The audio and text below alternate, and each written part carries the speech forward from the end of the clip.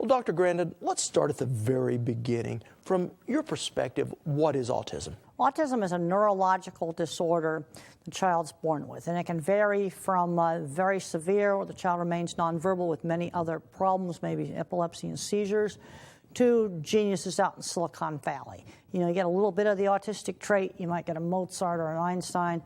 You get more of the trait, you can get very severe problems. One of the main problems in autism is lack of social understanding. There tends to be repetitive, fixated interests. Often these kids get intense special interests. So are there actual differences in an autistic brain? Yes, there tends to be an abnormal early overgrowth in the brain, especially in the back part of the brain. The frontal cortex, the brain's executive function, kind of gets left out. And in some cases, maybe we have some extra mathematic circuits back here, and that might explain some of the savant skills. I want to emphasize not everybody on the spectrum is a savant. Autism is a very, very broad spectrum. Some are visual thinkers like me, who think in photorealistic pictures, kind of like Google for images. See, one of the things about the autistic mind, it tends to be good at one thing and bad at something else. And we got to work on building up the strengths. Let's talk a little bit about your own situation. When did you learn, or when did you realize that you were seeing things differently than some of us? Well, when I was a little kid in high school, I thought everybody thought in pictures. I didn't realize my thinking was different. And I didn't fully understand the extent of how my thinking was different until I wrote my book, Thinking in Pictures. And that would have been in the mid-90s, and I updated that in 2006. And I asked people to think about a church steeple. And I was shocked to find out that some people get this vague stick figure image. I just see specific ones. I can tell you exactly where they're at.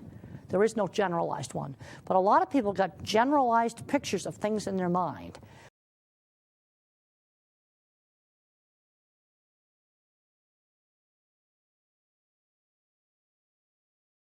My name is Temple Grandin. I'm not like other people.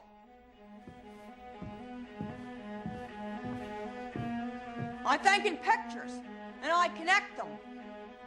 The dessert spoons and teaspoons go in different sections. I did that. You know your uncle can't tell them apart. And sometimes I can't either. They're different. Yes, they are. I think it's time for bed, young lady. We get up with the rooster around here. Danny's looking at you. So you can see all around without moving his head. So how do you know where he's looking? His ears. He points his ears where he's looking. See? He's looking at you, and he's looking at those cowboys. Okay, now I got his attention. Now he's looking at me. You're right. Amazing mind. Try teaching her math. Her algebra's hopeless. Or French. Why are there so many fish in France? I want to show you something. She thinks in pictures. That's why she does so well when she can see the things that are being discussed, like biology or shot. Those are concrete things. But language or algebra, it's just gibberish to her. What's that? Do you want to see your French fish? The eels ate. Eel A. Eel ate. Eel sont, eel dans, eel pons. The French is full of eels, and this is what she sees. She's an amazing visual thinker.